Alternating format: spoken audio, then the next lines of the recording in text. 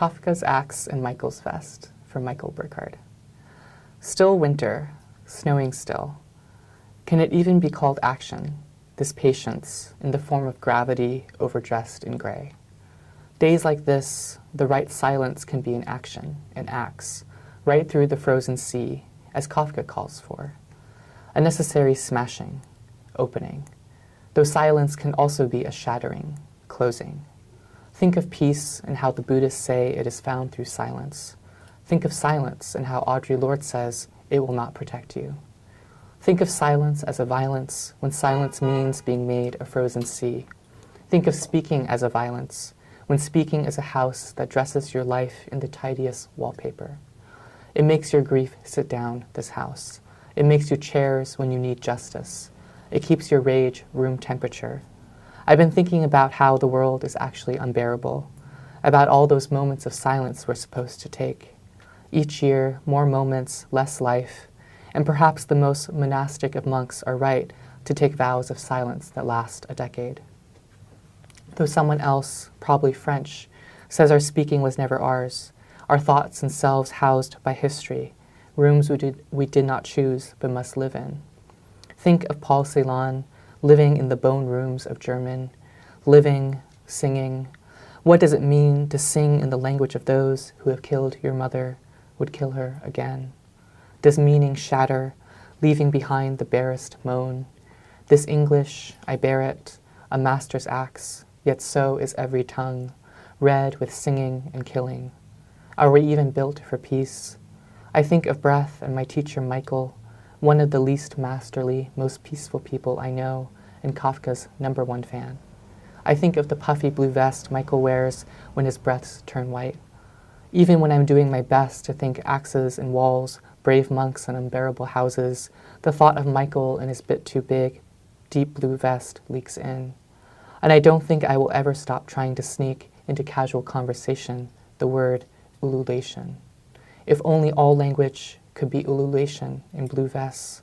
If silence could always be as quiet as Michael, sitting with his coffee and his book, rereading. I particularly like how this poem confronts silence as an act of empowerment, but also disempowerment. Mm-hmm. There's a desire for peace, but also to incite change. Mm-hmm. You write, this English, I bear it, a master's axe, yet so is every tongue, red with singing and killing. Mm-hmm. I bear it could mean that you tolerate it or that you wield it. Mm-hmm. Do you, as the author, feel inclined one way or the other? I don't know if I ever really thought about the two meanings of bear it. This poem really started out, so I was living in Syracuse and I was doing my MFA there, and the snow in Syracuse is quite powerful. It's a powerful force in the city. Yeah. And for a while I was kind of resistant to writing poems about the snow.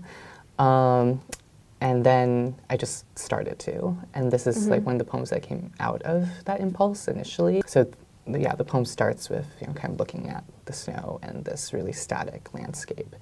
And then yeah, I thought of kind of Kafka's famous statement about a book should be an axe through the frozen sea of the heart. I think that's how it goes. And then it really led me into this meditation on what does silence do, what is change, what is the meaning of peace, things like that. To return to your actual question about bearing it, I do think it is simultaneously both, I don't know if tolerating it is the word that I would use exactly, but carrying it, this idea of in kind of a literal or a physical sense, something that you carry with you, and then yes, something that you wield or something that you use, a tool as well. But I just thought a lot about kind of the colonial history of language and languages as colonial tools, and what does it mean then to come from an oppressed subject position and to take on a language that has this history, that so many languages have this history. The power that's embedded in language, So yeah, it's like an acknowledgement of that and an attempt at subverting it a little bit, that history. I love how you go to Paul Celan in the poem because he's a great example of that, like a more famous literary example or a poetic example of what that means. I was so moved reading his work. I'm trying to remember when I first discovered his work. Maybe in high school, some of his famous poems. But then reading them again in graduate school and seeing like the German side by side with the English translation and looking at some different translations, but just how much pressure he puts the German language under really feels like it's done out of this necessity because of this very kind of tortured relationship with the German language that he had. Antarctica. Have the sleepwalking deer returned? Are those their bluish hoof prints, their crowns of bone? Has the lost jockey returned? I think I can hear him, racing between the lung-shaped trees. Has the cartographer's grandmother walked back through those trees? Is the wait over? Is that a letter from Fernando Pessoa or the one I need? Has Antarctica returned? Is that you, Antarctica, trying so hard to make it back to me? And if so, what will I do? Will I just have to make room? Do I have any left? Are all my old shoes walking back up the back steps of my house? Did they ever leave, or was that only a sad song I sang once? Has the Russian driving coach returned from his long cigarette break? Has he come back to yell at me for every mistake? Do you want to be in the life or in the death? Has Chen Chen returned? And if not, when will he? It's time someone told him the red hat he loved is no longer his. The lonely weatherman took it and wears it most every day. It seems to me like this is a ghazal with some slight variation. I love the repetition that comes with the form that you use expertly here. Repetition of returning and walking back with the shoes up the old house. It's very poignant. I also love the call to Antarctica because it's a little bit unusual. It's one of the most cold, distant, and separated places on Earth. As a speaker, or your speaker calls to it as though it's an entity that can actually come back to him. So how did you land on Antarctica? How did you decide to use that as a metaphor in this poem? Actually, the original title of the piece was just a small book of questions because I'd been reading Pablo Neruda's Book of Questions, which is this collection that is entirely questions, and they range from the really funny and absurd to these very kind of serious and profound metaphysical questions, and sometimes both at once. It really started out of an impulse or kind of a challenge to myself to see if I could write a poem that was all questions or mostly questions, and just what would that look like? What would that sound like? It was really later on that I decided to retitle it Antarctica. Mainly just because I thought it was a really funny line. But I love what you're saying about the fact that it's this really separate kind of landmass. I mean, the exploration of it has a really fascinating history. I hadn't really considered it so much in those terms, but I like then, because the poem is about this longing for different kinds of return, a meditation on different kinds of loss, and wishing for things to come back. Like a whole continent, to wish a whole continent to come back to you is sort of the pinnacle of that kind of wishing, I guess, and that asking these kind of questions. Is it possible for this to happen? If I should die tomorrow, please note that I will miss the particular music of the word callipygian, which means the having of well-shaped buttocks. I will miss the particular cruelty of tongue twisters in my first tongue. Shi, shi, shi, shi, shi, shi, shi, shi, shi, shi, shi, shi, shi, shi, shi, shi, shi, shi. I will miss the particularly high volume yes of correctly completing this tongue twister, even once, and the deadpan ditty of the English translation. Mr. Shi, the poet from a stone den, likes to eat lions. He pledges solemnly to eat 10 lions. Regularly, he goes to the market to look at the lions. I will miss the roar of those lions, hungering for freedom while Mr. Shi hungers for them.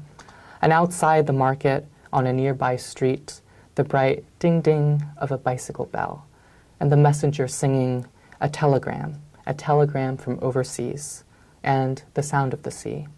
The sound the sea makes at night, delivering its own telegrams, a sort of sensual moo. I will miss the particular quiet of my body, your body, opening a window to listen.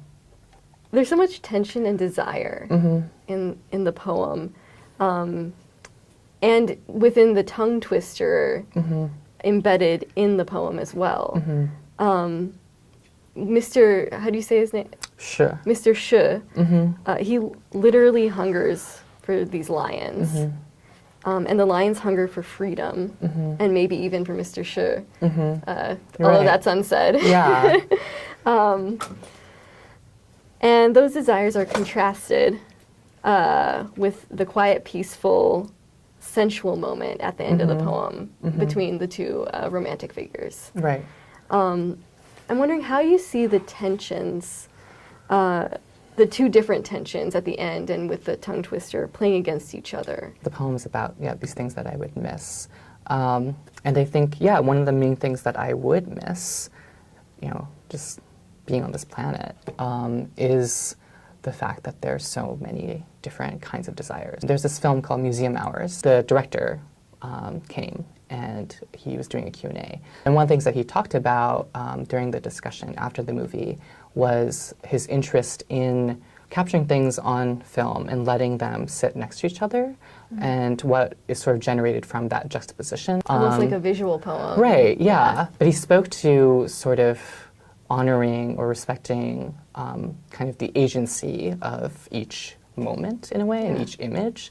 So I really loved that idea, and I feel like this poem was also an attempt to do something like that. The poem is about these things that I would miss, if I were to die tomorrow. I wanted to write a poem that just was sort of a container for all of these things. I sort of had given myself the challenge to make all of them pretty much sounds.